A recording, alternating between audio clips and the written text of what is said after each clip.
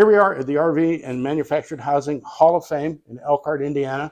And we're in the middle of the display that Randy Rusk has been had here for how many years? Well, this is, I think, my 5th year of since I first landed with everything. But then I have continued to add on. All of this was originally, the thought was to divest myself of one element of my collection. How's that been working for you? Well, I was back here before you guys all got here today to add more stuff that I have bought since the last time I was here. It's kind of getting a life of its own, isn't it? It is, yes. But you know, to me, it's an asset to the hobby. This is a public place. Kelly and I have been here a couple of times, and every time there are families hanging around here. So it's a service that you're offering, and it's kind of an exposure of the hobby to people that might not otherwise be exposed to. Well, and I think for me, the times I've been up here to replenish the displays, part of the fun of doing it is, well, one, I've already thought in my head where I'm going to put things, but then it's while I'm doing it, the people who are flowing through, and I hear them talking about they don't know who I am. They don't know that this is my collection. You know, so sometimes it's like, who was the crazy guy who bought all this stuff?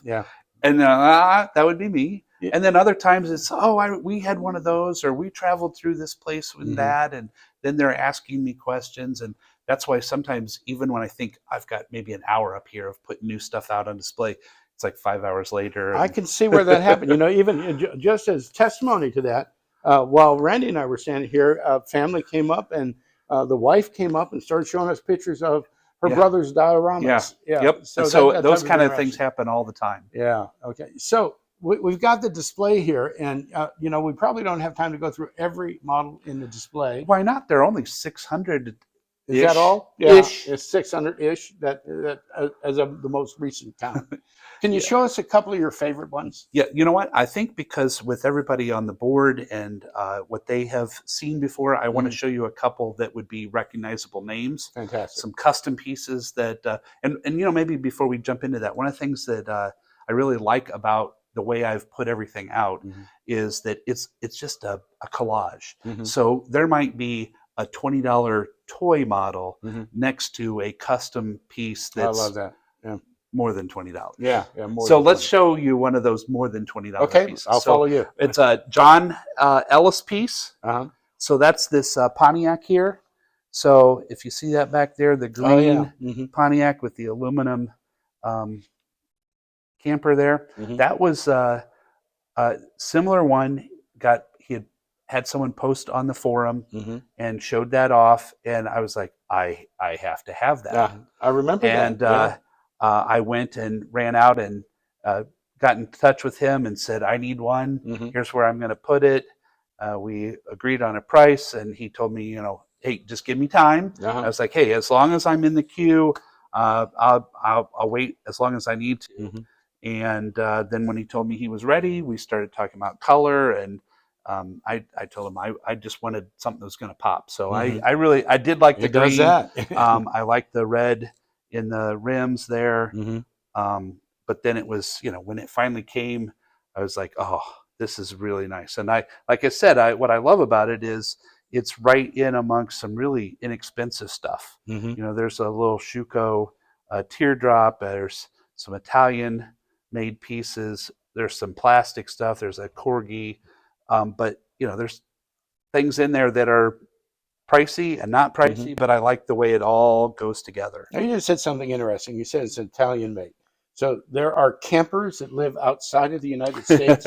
Yes. So that might be the next thing is this whole section here, really these 3 rows, and then going over into the next display case. These are all from what do you call it? IXO or IXO? I don't know. I never did know how to. But these are all came from their Parts Work series out of Europe. I've got a guy I connected with, like we all do, but he's in Belgium, but he regularly travels for work, and so they're blessed with lots of toy shows and conventions. And so I tell him what I'm looking for. It happens to be the same things he's looking for, so he just picks up an extra one, and when he gets a 20-kilo box, he sends it to you? Or 2 kilo, not 20, 2 kilo box, because that's the threshold for that price point. Then he sends me an invoice. But what I love about that is that it cost effectively allows me to bulk a lot of stuff. Right now it's the micro cars. That's what he's Yeah. doing for me. But he got all of these campers, all these down here. Those all came from him. Wow. And it's just the kind of stuff. A few of these IXO came back in, or they ended up, I think, Greenlight got some of the patterns, or they were manufactured under the Greenlight brand. But some of them are duplicative but different colors. But most of these all came directly out of Europe. Wow. So you mentioned green light. I know you've got a lot of green light products here.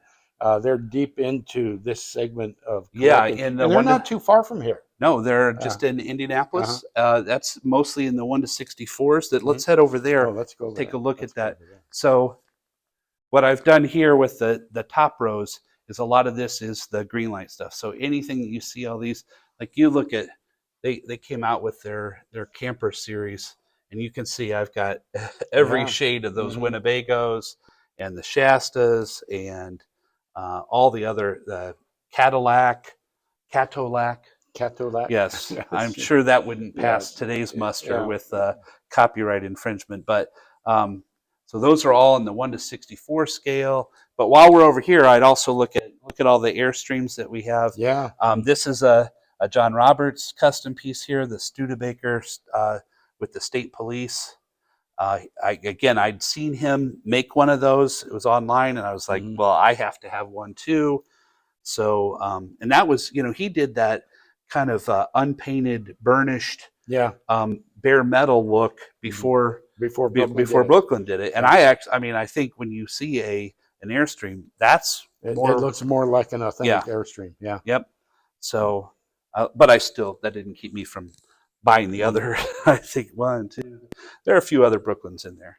But so those are some custom pieces. Again, what I like about those is they're mixed in with everything else. And whether you're looking at it and there's a $10 novelty piece or a several $100 custom piece, it's all telling the story of camping and campers and all the different scales and brands. And although certainly my favorite scale is 1 to 43rd, but there's a lot of 1 to 64, 1 to 87.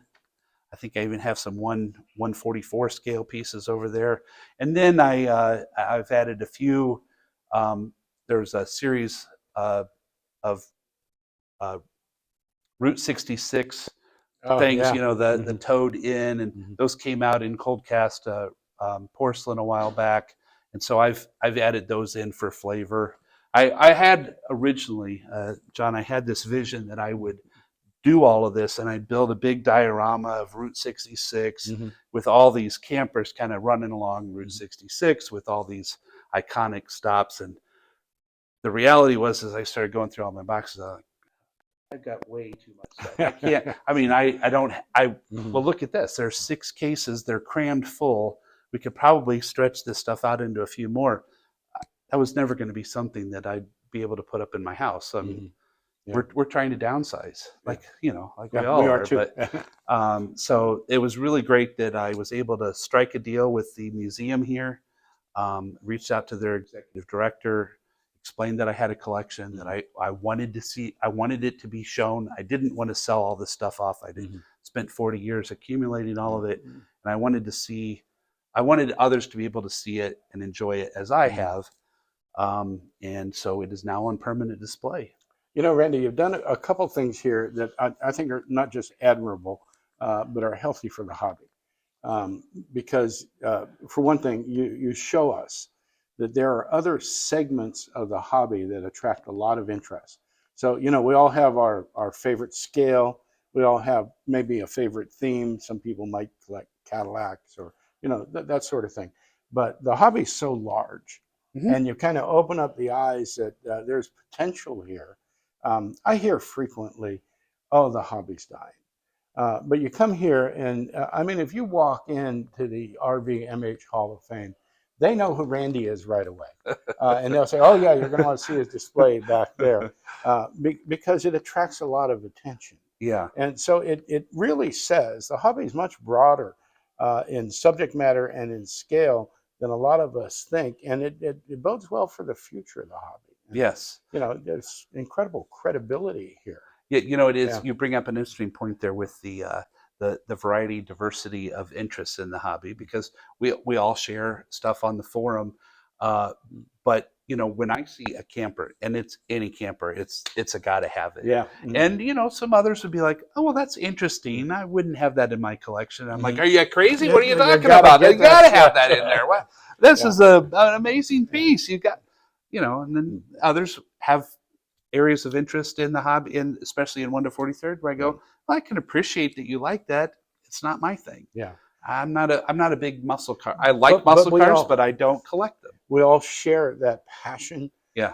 for either the vehicles or the miniaturization of the vehicles.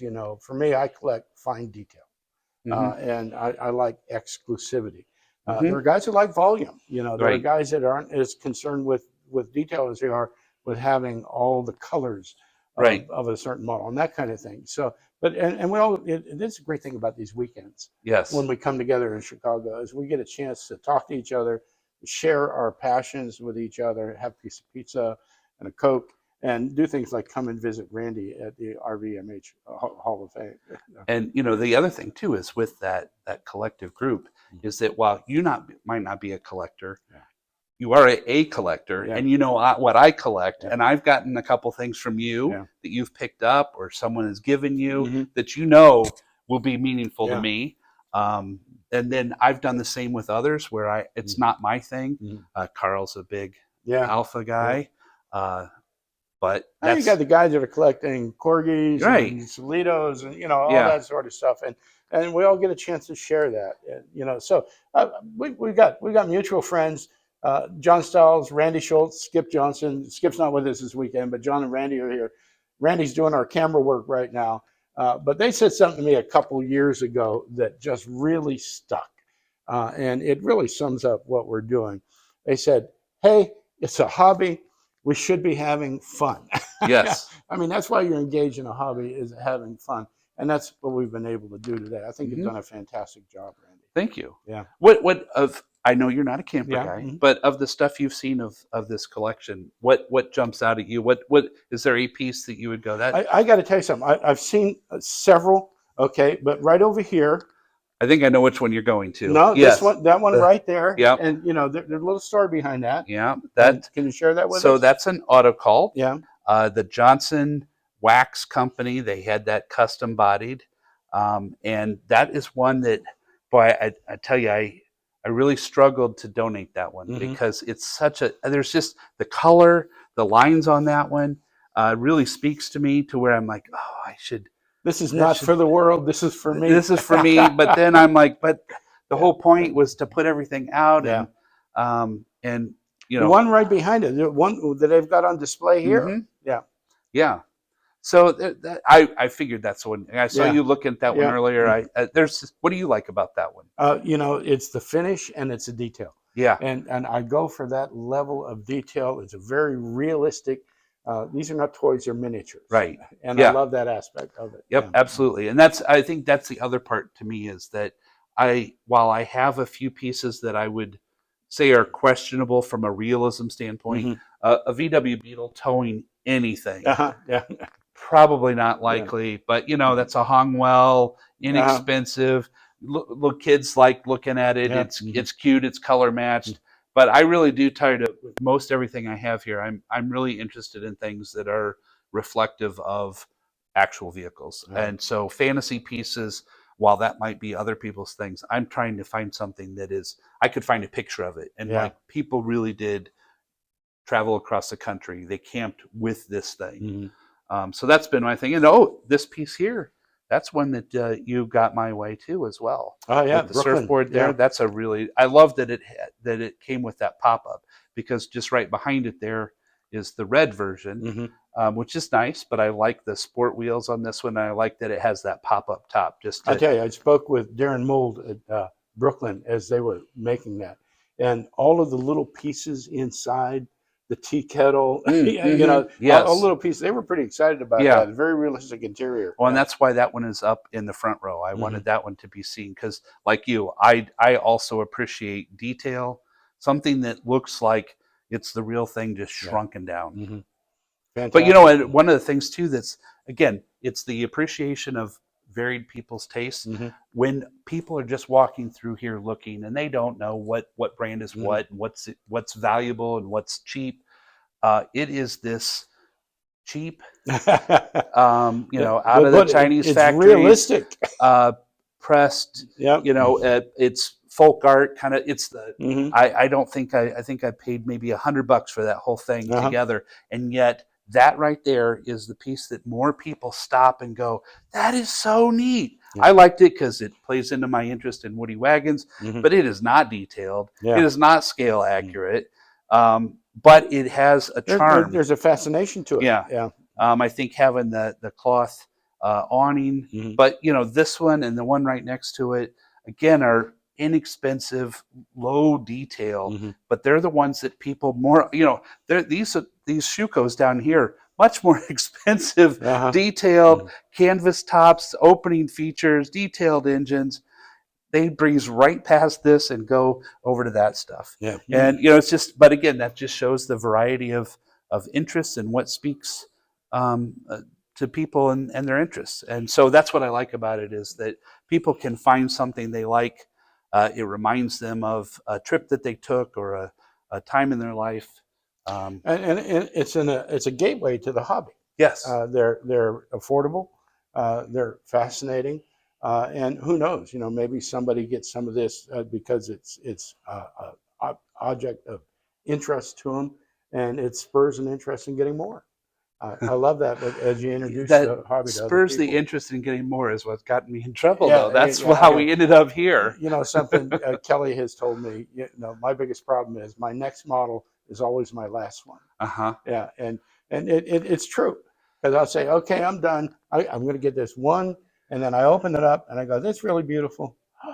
Look at that. So, and fair to say, I think this is a pretty definitive collection of scale accurate camping models. And at some point, I think, okay, I've gotten them all. I've got everything that there is. But you and I were talking earlier. I've seen a bit of a it's kind of a golden era for 1 to 43rd scale. Autocult, greater Matrix, GLM. They're all coming out with stuff. Neo had a couple of things a few years ago, but Greenlight is doing 1 to 43rd campers. But it's really neat to see the variety of stuff. Of course, then that's why I keep coming back up here, because I find more stuff and something new comes out. And rumor has it that they're doing it for you. The guys at Greenlight are saying, they know they're going to sell one. Do you think Randy will buy this? Actually, I was going to say they know they're going to sell one. They're probably going to sell two. Yeah. Because there are a few models that I have on display that I've realized I have to have in my personal collection. I don't want to just have to scroll back and look at the pictures I've taken of everything here. Well, one last thing I'd like to show you, and I think it's just really it also sums up this hobby, is these models in here on this row and down here.